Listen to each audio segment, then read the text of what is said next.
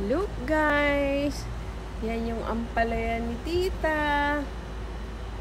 Yan ang ampalaya. Ampalaya nila sa rooftop. Taran! Merong bunga ng... Asan na yung sitaw?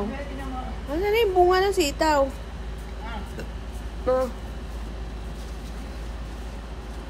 Yan. Merong... Dali, oo. Dali, ha. Mag-ano ako ng ano yan. Teka, nagbibideo ko eh. Kaya nga. Okay. Yan. Yan. Oh. Ito pa. Charan! May ampalaya. Ano isa? Again. Only to lang ta. Dalawa lang? Mm-mm. Hindi na lang isa. Ito na, Yun. mahaba. Bakit hindi ba yan pwede? Ang totoo. Yan.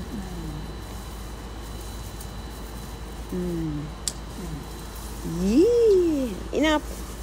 Lalagyan ko lang ng ano. May sitaw? Ikaw, ayan.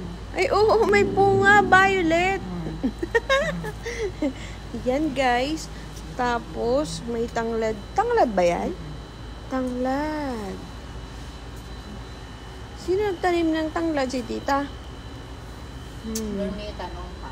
Ah. Pwede rin ako humingi niyan.